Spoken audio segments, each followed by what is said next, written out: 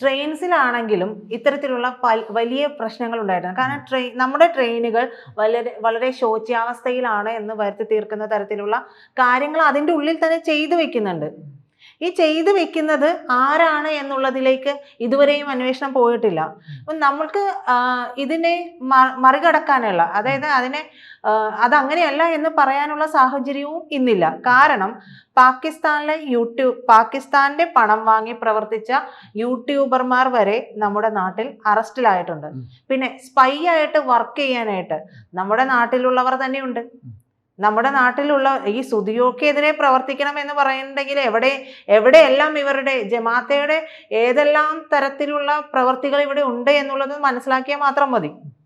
അപ്പോൾ ഈ തരത്തിൽ ഉള്ള പ്രശ്നങ്ങൾ ഇവിടെ ഉണ്ടാകുമ്പോൾ ഈ ബ്ലാക്ക് ബോക്സ് കിട്ടിയാലേ, നമ്മളിപ്പോൾ എല്ലാത്തിനും അവസാനം പറയുന്നതാണ് ഓറഞ്ച് നിറമുള്ള ബ്ലാക്ക് ബോക്സ്. ആ ബ്ലാക്ക് ബോക്സ് കിട്ടിയാൽ മാത്രമേ ഇതിൻ്റെ ബാക്കി അറിയാൻ പറ്റുള്ളൂ. പക്ഷേ ഇത്തരത്തിലുള്ള അട്ടിമറി സാധ്യതകൾ കൂടി ഈ അരവിന്ദ് എന്ന് പറയുന്ന ആള് പറഞ്ഞതുപോലുള്ള ബാക്കിയുള്ള രാജ്യങ്ങൾ ഇന്ത്യയുടെ വളർച്ചയ്ക്കെതിരെ പ്രവർത്തിക്കാൻ വേണ്ടിയിട്ട് പല സോഴ്സും ഉപയോഗിക്കാം.